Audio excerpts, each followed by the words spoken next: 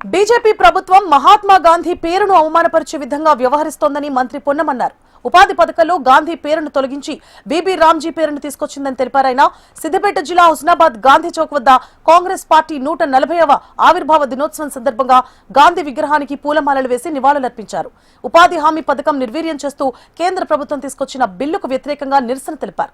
గ్రామీణ ప్రాంతాల్లో ఉన్న ఇబ్బందులు దృష్టిలో పెట్టుకుని సోనియా గాంధీ, మాజీ ప్రధాని మన్మోహన్ సింగ్ నాయకత్వంలో మహాత్మా గాంధీ ఉపాధి హామీ పథకాన్ని తీసుకొచ్చారని మంత్రి తెలిపారు.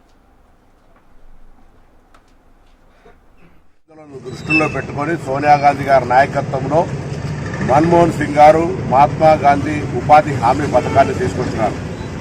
గ్రామీణ ప్రాంతాల్లో చిన్న చిన్న పనులతో పాటుగా పేద ప్రజలకు ఇబ్బంది లేకుండా ఉపాధి దొరికే విధంగా అనేక మంది సలహా సూచనల తర్వాత ఈ కార్యక్రమాన్ని తీసుకొస్తే ఎన్నికల ఎజెండాలో అర్బన్ కూడా ఉపాధి హామీ చేస్తామని చెప్పిన భారతీయ జనతా పార్టీ ఈరోజు ఉపాధి హామీ పథకానికి తూట్లు పొడుస్తూ జాతిపిత మహాత్మా గాంధీ గారిని అవమానపరిచే విధంగా ఇప్పటికే ఇందిరాగాంధీ గారి పట్ల, నెహ్రూ గారి పట్ల ఒక వ్యతిరేకత పెట్టుకొని వాళ్ళ పేర్లు మార్చే ప్రయత్నం చేస్తూనే చివరకు మహాత్మా గాంధీ గారి పేరు మార్చే కాడికి వచ్చి మహాత్మా గాంధీ రోజ్గార్ ఈ ఉపాధి హామీ పథకానికి బీబీ రామ్జీ అని పేరు పెట్టి దేశ ప్రజల్ని, జాతిపితను మహాత్మా గాంధీ స్వతంత్ర పోరాటాన్ని అవమానపరిచినట్టు బీజేపీ.